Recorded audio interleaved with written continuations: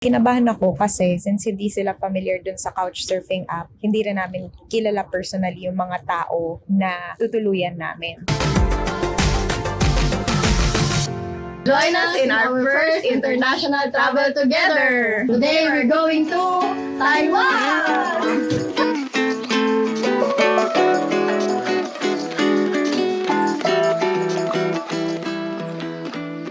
It's 5:10 p.m. So we're going to airport and our flight is 9:45 p.m. Nag-skyway na kami. Dito kami sa Grab. Ayan si Kuya. Bago naming subscriber. Ano pangalan mo, Kuya? Kenneth Desbaro. Kuya Rene. Kenneth po. Kuya Kenneth. Kuya Kenneth. Sorry, bingi. Bingi talaga ako. So siya yung Grab service sa amin today. Going to airport. Maaga pa naman pero syempre nagpa-expressway na para sure. Makarating kami maaga doon kasi nga dapat at least 5 hours before the flight. Kasi nga marami pang gagawin doon sa airport. Maghihintay ka pa na mag-check-in, tapos mahaba pila sa immigration, and then you have to pay pa travel taxes. And I'm hungry. So I need to eat. Thank you, Kuya. Thank you, Kenneth! Nice meeting you. Thank you. Halika na ako.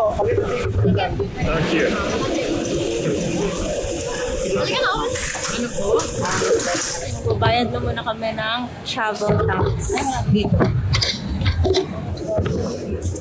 Departure card. 5:40 p.m. Medyo ko parang nakapilag ko. Buti nga pwede nang mag-grab. Check-in. Para sa para ma-check-in na yung luggage namin. Ayan. Fill up lang ng form. After this, sana pwede na kami kumita sa immigration.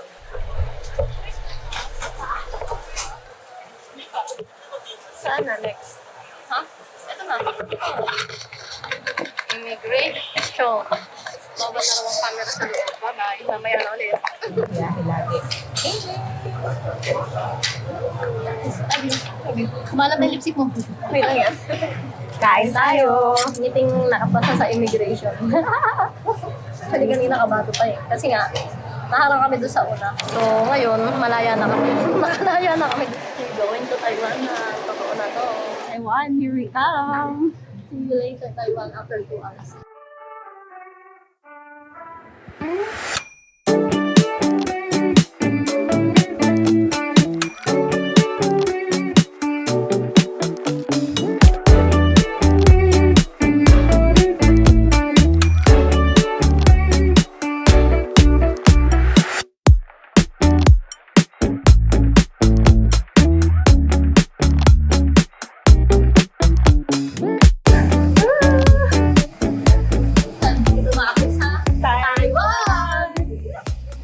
Tapos, picture pa kami dun sa pilot. Sa cockpit, sa pilot, tapos safe yung landing namin. Napaka-smooth. Hindi nga naramdaman na ano. Hindi ko alam, hindi ko alam naman Hindi nga alam.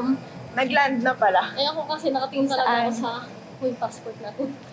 Nakatingin talaga ako doon sa window kasi nga nasa tabi ako ng window. Kaya alam ko na, nalanding na kami. So, we're here in Taiwan Airport. Ayan. So, after namin mag-land, pupunta na tayo sa immigration. Just follow the arrows. Ayan. Or kung ta-transfer ka na, transfer flight, connecting flight. So, Ayun. dito May tayo mga sa English immigration. May English, may Chinese.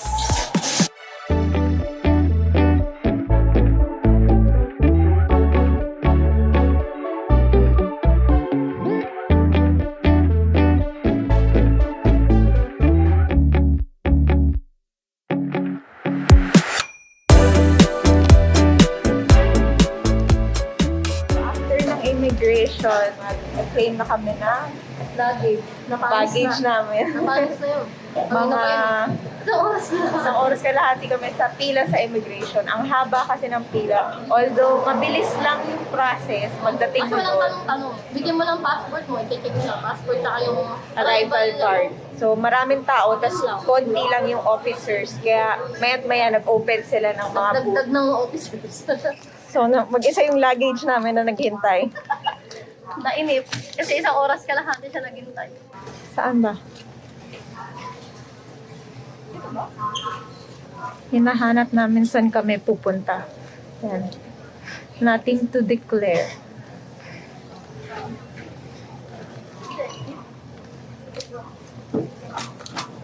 Oh. Ito yung last currency exchange counter. Papapalit lang kami ng dollars. US dollars to New Taiwan dollars. Ito yung pera nila. Iba-iba ng sizes yan. 100, 500. Palaki ng palaki. Mas malaki syempre 1,000. Ito yung pinakamaliit na ano nila. Bill. Magba-budget lang muna kami. Budget sa food, for transpo, mga entrance fee sa mga kung ano mga pupuntahan namin. Clothing, pag nakapag-shopping kami dyan, may magandang mga mabibili mga damit. So, pasalubong syempre. Extra, kung ano man yun. So it's currently 2:11 a.m. at magpapalipas kami ng Umaga. Nang gabi pala, hanggang mag-umaga. Hanggang magkaroon ng mga public transportation.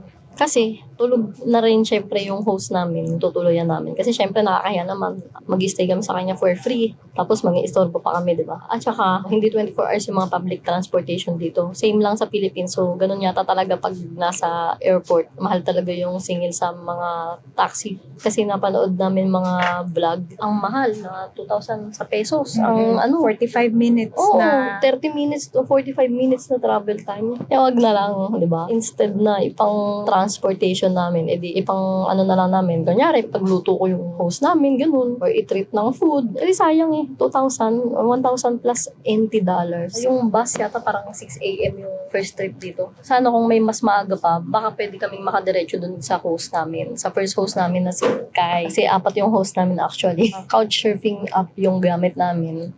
Para, syempre, less expenses. ma-maximize Oo, namin. yung budget namin. So, imbes na magbayad kami ng mga hotel, dahil nga may couchsurfing kami na mga host, at sobrang thank you sa kanila dahil inaccept nila yung request namin na mag-stay sa kanila. Actually, naka-11 yata akong rejections. Mga decline. Kasi nga, iba-iba naman sila ng reasons. Yung iba, dahil syempre, March nga. So, summer. And dito, iba rin dito. Pero magbe-vacation rin sila. Tapos yung iba naman, for one person lang. Tapos yung iba, meron pang isa na merong silang visitor that time. Nawala na ako ng mag-aasan kasi dahil hindi kami verified dun sa Couchsurfing app. o yung iba kasi May limit yung pag-request. at saka yung ng, iba ayaw nilang i-accept kasi hindi kami Oo, Pag verified. hindi ka verified, o yun, yung iba, maselan sila. Ang na-accept lang nila is yung mga verified na members lang doon sa Couchsurfing. Yung verified kasi meaning nun, magbabayad ka. Parang premium. Oo, may premium na nasa around 3,000 pesos yata, no? So, which is mura naman na nga kasi kaysa magbayad ka ng hotel. Pero syempre, 3,000 pa rin yun. Siguro next time. Tsaka di naman Aabutin namin namin. madalas nagagamit. Oo. Ngayon na lang ulit. namin ulit ginamit. First nagamit namin parang 14, 15. nga, ganun. 2015 ata sa Oo, Baguio. Sa Baguio. Hanggang ngayon, friend pa rin namin siya. Si Si Chris. Christopher Hankins. Shout out to you, Christopher Hankins. Dahil nga nag-pandemic, ngayon na lang sila nag-a-accept ng guest. Yung iba hindi pa rin nag-a-accept. Kasi siguro nga, dahil takot pa rin sila dahil sa COVID. Pero marami na rin na nag-a-accept na ulit ng guest. Kaya nga, nakakuha kami ng 4. At yung 2 pang nag-accept sa amin is hindi rin verified katulad namin. Excited na rin sila na dumating kami dito. Wala pa kami dito, talagang kachat ko na sila. Friends na kami sa FB, sa WhatsApp. So, if gusto nyo na ma-maximize nyo yung budget nyo and at the same time, makamit kayo ng locals, matutunan yung cultures, you can download yung Couchsurfing app.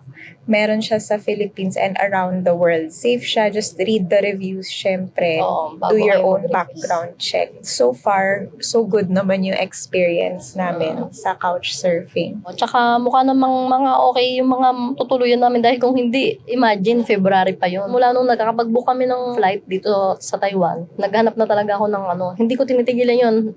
10 lang talaga yung limit ng introduction na para makapag-request ka to stay sa mga host. Every time na naubos yun, tapos lahat sila rejected. Hintayin ko na magkaroon na bumalik ulit. Hindi ko sure kung every 3 days or 5 days or 1 week bago magkaroon ulit. Hanggang sa nagkaroon nga ako nakakuha kami ng host. Mga excited nga sila. Yung isa, yung sa Kaohsiung. 2 sa Kaohsiung actually, tsaka 2 dito sa Taoyuan. Kasi ang nangyari nga, dahil puro rejections, nagsabay-sabay ako ng request doon sa Kaohsiung, tsaka dito sa Taoyuan. Ang nangyari, nag-accept naman pareho.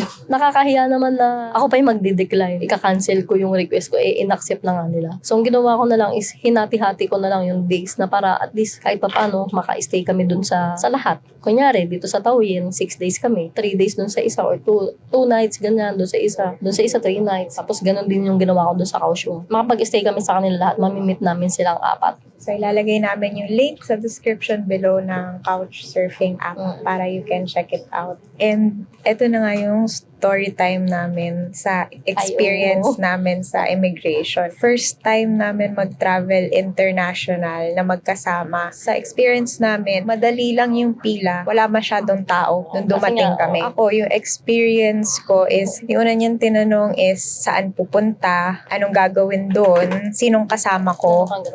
Oh, so sinabi ko, yun po yung partner ko kasi nasa kabilang window lang siya. Buti nga magkagano na kami. Tapos, tinanong yung hotel booking, saan mag-i-stay. Since magka-couch surf nga kami, ang hinanda namin documents is yung screenshot ng mga conversation niya. At saka yung proof na inaccept ng host, yung stay namin, tsaka may dates naman nakalagay yun. Yun yung binigay ko. Medyo kinabahan ako doon kasi siya yung nakikipag-usap sa mga host. So, hindi ko kabisado yung pangalan nila, pati yung address. Pero, syempre, tinignan ko yung printout. Tapos nakita ko na sa officer na medyo doubtful siya. Tapos, tumayo siya, pumunta siya sa officer na kausap ni Dang. So, ikaw naman, ano yung mga tinanong sa'yo? Ganun din. Saan ka pupunta? Sabi ko sa Taiwan. Ano gagawin mo doon? Magta-travel. First time mo mag-travel. Sino kasama mo? Ayun po yung partner ko. Ang gano'n na kayo katagal? Tinanong yun na gano'n. Since 2005 po, sabi ko. Okay lang yung last na nalabas ng bansa. Yung last is 2016. Tapos nung tinanong na nga yung accommodation din, yung hotel accommodation, ayun. Doon talaga nagkaroon ng kasi siguro hindi sila familiar. Tinanong din sa akin pala kung ano yung work ko. Tapos, first time ko ba mag-travel. So, syempre, Ako rin. sinabi ko na opo at saka kung ano yung role ko. Kami, ang usapan namin is maging honest sa lahat ng itatanong sa amin. Tinanong din pala sa akin na sino yung tutuluyan nyo? Apat yung tutuluyan namin. Sinabi ko yung mga pangalan, kaano-ano ko sila. So, in-explain ko yung Couchsurfing app na mabilisan lang. Tapos, after niyang kausapin yung officer na kausap ni Dang, binigyan niya ako ng form. Sabi niya, punta ako dun sa kabilang, may booth doon. Then, sagutan ko yung form. Then, hintayin kong tawagin ako para for second interview. Kinabahan ako kasi since hindi sila familiar dun sa Couchsurfing app. At saka, syempre, hindi na namin kilala personally yung mga tao na tutuluyan namin. Pero ang mindset ko is wala naman akong tinatago and purely vacation lang talaga yung pupuntahan namin. Kinip ko yung composure ko at saka magsistick lang kami dun sa totoong story namin. Yung sa akin, parang hindi rin siya familiar. Kasi yung naging red flag. Tapos tinanong rin ako kung anong trabaho ko. Naging honest lang naman ako. Dahil may nabasa rin naman kami na galing sa IO, di ba? Post ng IO. Basta maging honest lang. Kasi pinag-uusapan namin kung ano ba sasabihin ba natin na wala kang work or kaka-resign mo Kasi lang nag-resign ako. or Pakita na lang nag-leave yung ka. certificate of employment ko na. Mahigit 30 minutes kami bago natawag. And ako yung unang natawag. Si Miss Christina yung nakausap ko. Hindi na ako kinakabahan nun. Yung fill outan yung form, syempre yung personal information mo. Tapos nakalagay dun na magkano na nagastos mo para sa travel, magkano yung cash on hand mo, sino yung sponsor mo para sa travel mo. Tapos sa babang part, meron dun na isalaysay, parang additional na salaysay. Naglagay kami dun na kung ano yung purpose ng travel namin, ano yung couch surfing, nilagay din namin na kaya namin i-sustain yung travel, ganyan-ganyan. Hindi ako masyadong kinabahan. Kasi siguro din yung aura ng officer na nagtawag sa akin is okay yung aura niya. Nung pagdating, yung nagustuhan ko is nagsiset siya ng expectation sa kada tanong niya. So pagdating ko, ako, good afternoon po. Akala ko kasi hapon pa. Yun pala, magsa 7 o'clock na. Ang sagot niya sa akin, good evening. Ay, gabi na po pala pag-check ko, magsa 7 na. Tapos sabi niya, okay, mag-start na po ako ng interview ha. So may ganun, parang nagsiset siya ng expectation. Okay po, tapos binasa lang niya yung nasa form ko.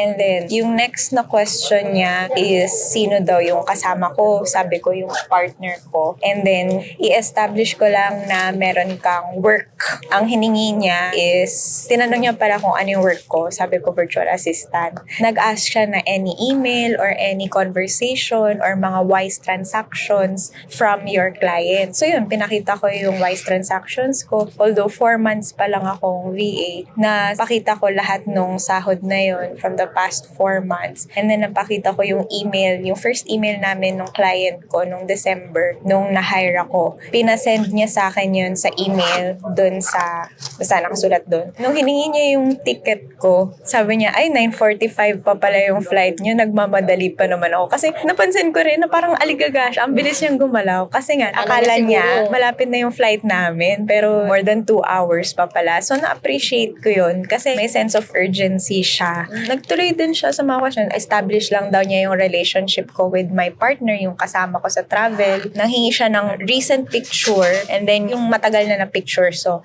pinakita ko yung mga pictures na nasa FB, yung 2014, tsaka yung this year na photo. And then, yung sa couchsurfing, wala na siya masyadong tinanong doon. Feeling ko familiar na rin siya. Kasi nga, sabi niya, na-check niyo naman na yan. And then, establish lang niya yung capacity to pay, to finance yung travel. So, nag-ask siya ng bank statement or anything na mapakita yung capacity namin to pay. Pinakita ko lang yung BPI app ko, savings account namin. Yung savings account ko, walang laman, 3,000 pesos lang. And then, yung credit card ko na nandun din sa BPI app. Sabi ko, yun yung gagamitin namin. Although, hindi naman talaga namin siya gagamitin. Kasi may cash on hand na kami na gagamitin. And then, sabi niya na si Sheridan partner mo, no, kasi yun yung nakasulat doon sa form. Sabi niya, ako na rin mag-i-interview sa kanya. So, parang is na ako. Actually, sa pag-upo ko pa lang, hindi naman na ako kinakabahan kasi yun nga, mindset ko na wala akong tinatago, hindi naman ako pinilit na mag-travel, di ba? Wala naman akong anything illegal na ginagawa. So, as a first-time international traveler and as a virtual assistant, so wala akong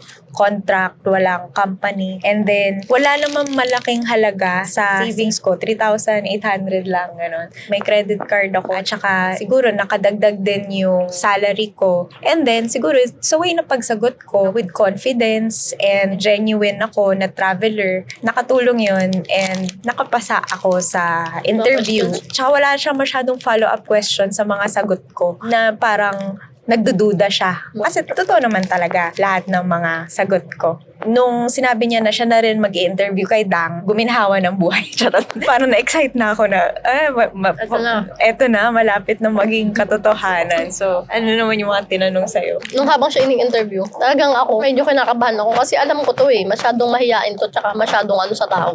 Isang tanong, isang sagot, ganun siya. Although, okay naman nga yun kasi nga no more explanation needed. Pero kasi nung kami na kaninang I.O., pag nagtanong siya, sagot ako, tapos marami din siyang sinasabi, parang may side comments din siya. May Christina rin. Pero casual lang yung pagtanong. Casual lang. Yung parang kaibigan lang kayo. Hindi ka na-intimidate. Nagkukwentuhan lang. Oo, hindi ako na-intimidate. Talagang kudos sa'yo, Miss Christina. Shout out to Shout kay Miss out. Christina. Binigyan ko pa nga siya ng sticker namin. Na-appreciate namin yung way of interviewing and then yung urgency din. Nung ako na, bali, ang tinanong niya lang sa akin is, kung partner ko nga ba to? Sabi ko, opo, gano'ng katagal na raw kami? Since 2005 po. Kung ang tagal na, no? Basta gano'n, ang tagal na nga raw namin. Tanong niya sa akin is, may work ba raw ako? Sabi ko, wala kasi nag-resign po ako. Kasi nga, hindi ako pinayagan na mag-leave for 2 weeks. Sabi ko, mas pipiliin ko yung travel namin kasi mas mahal yung ticket namin.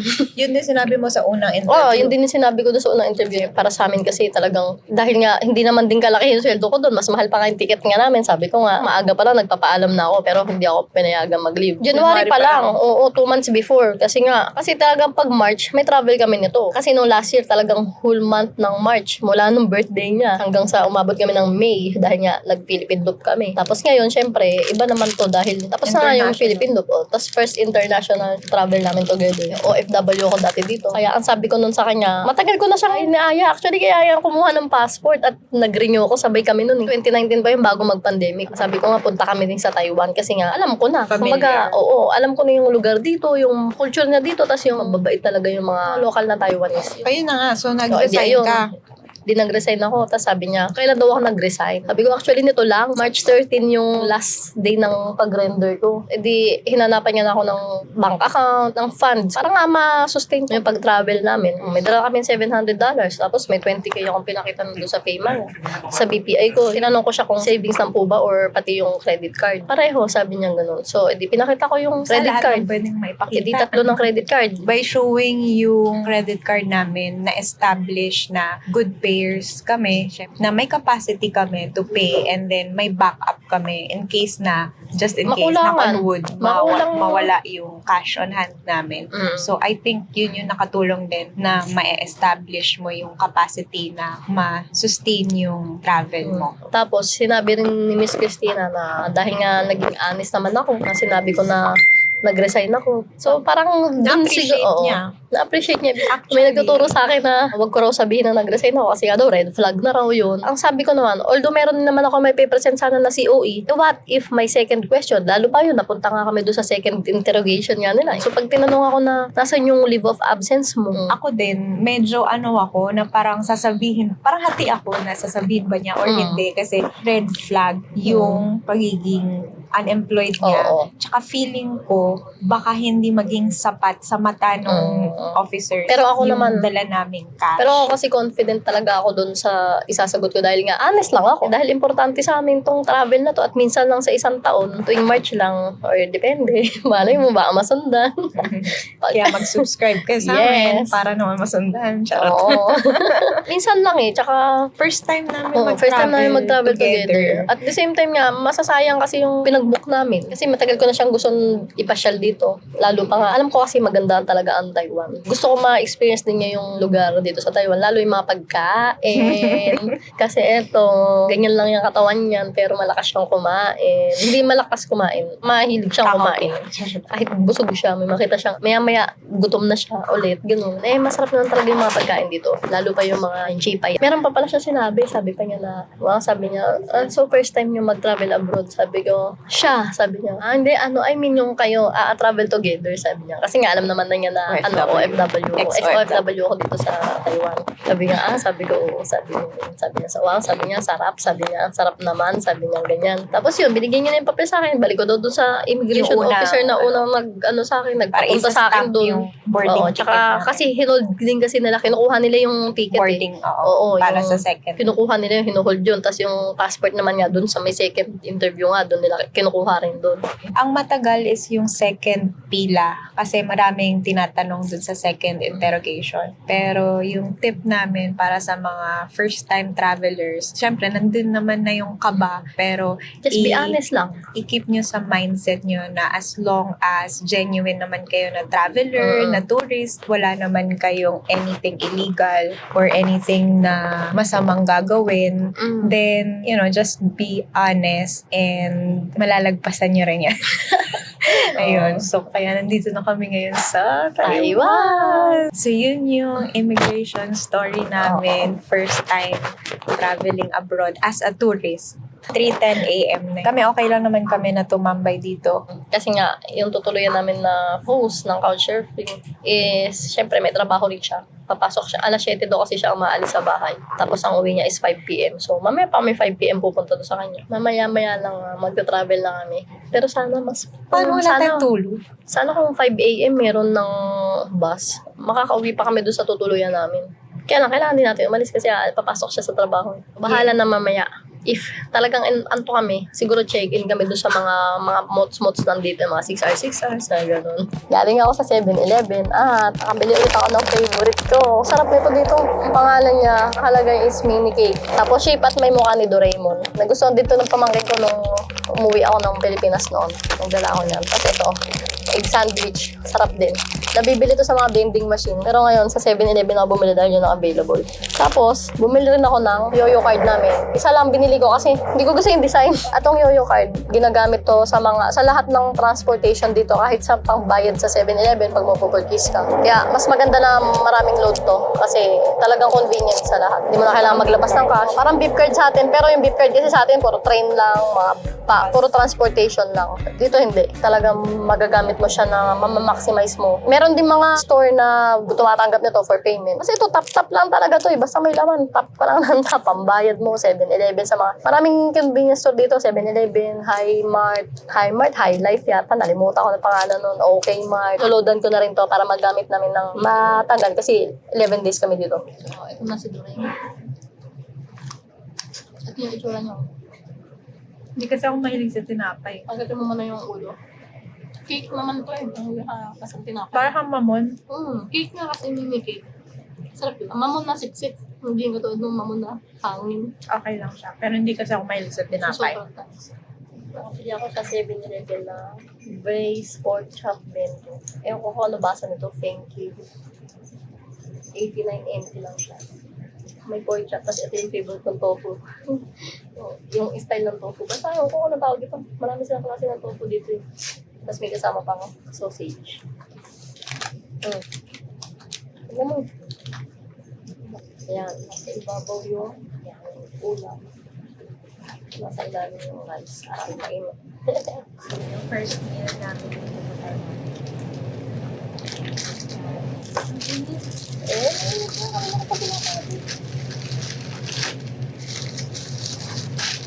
Nulugan ko muna. Makapit ako na kumaan ng nasiyan. Tapos bumili ako ng card. Kasi kailangan namin ng dalawa para tag-isa kami. So ito, isang laman. Surprise eh. Ito yung nakuha ko. Hindi siya kilala. Nakilala ko lang kasi si Pikachu. Nakala ko kasi ito makukuha ko, yellow, Pikachu. Favorite color ko, alam nyo na. So, ayun. Ito kasi random yung makukuha mo. Ito yung nakuha ko. Kasi akala ko wala nang ibang 7-Eleven eh. Meron pa pala doon nag-ikot-ikot ako. Buti na lang, isa lang yung binili ko kasi ito lang yung available doon sa isang 7-Eleven. Kung hindi pareho kami ng card. At least ito, madidistinguish kung alin yung kanya, alin yung akin. At alin yung alin pag nabawasan na yung balance. Tapos may discount nga talaga siya sa 7-Eleven. Kasi 189 yung babayaran ko.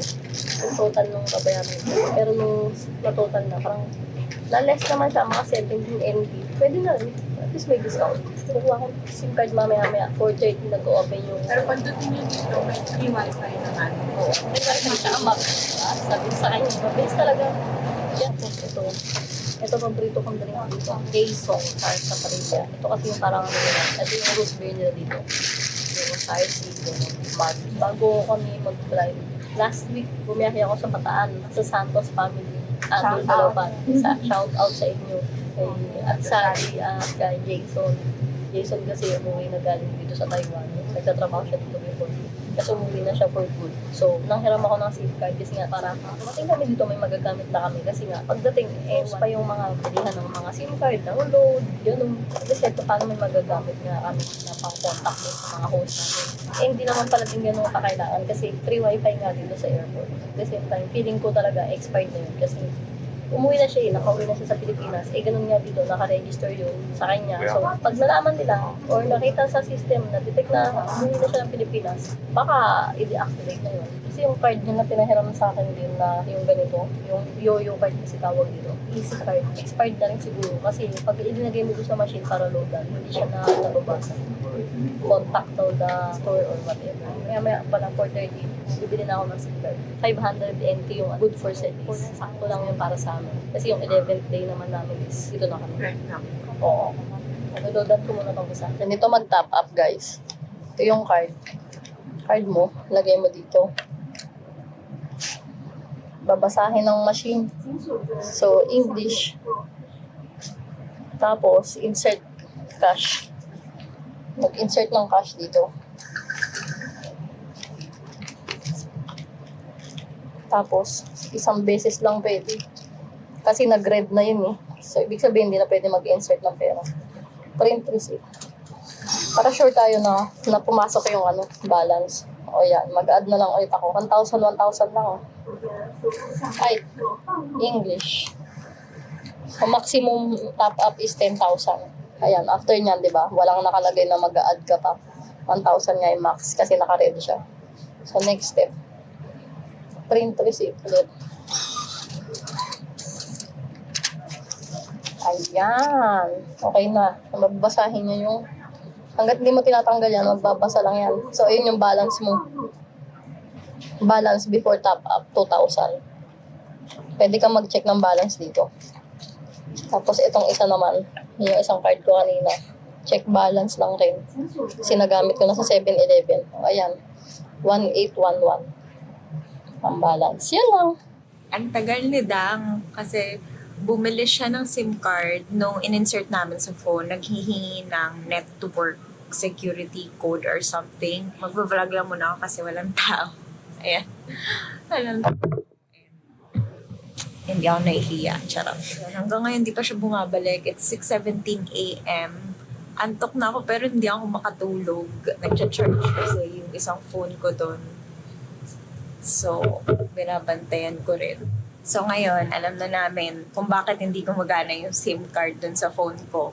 Kasi naka-plan kami. So, naka-lock siya sa Globe lang. So, kaya talagang hindi siya gagana. Nagre-request ng unlock code.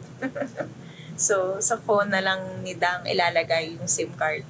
Tapos mag-hotspot na lang ako. Thank you for watching. If you enjoyed this vlog, don't forget to give this video a thumbs up. It really makes our day. For more adventures, hit that subscribe button and ring the notification bell so you never miss out on our journey. Feel free to drop any comments or questions below. We'd love to hear from you guys. Until next time, keep exploring and catch you on our next video.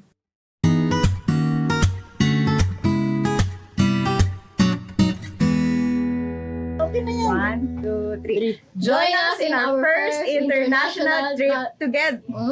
Travel together. Ulit! Travel na lang. Oh, sige na, dali na. Repeat again. 1, 2, 3. Join us in our first travel. Ay, sorry. Ano ba? Ulit nga!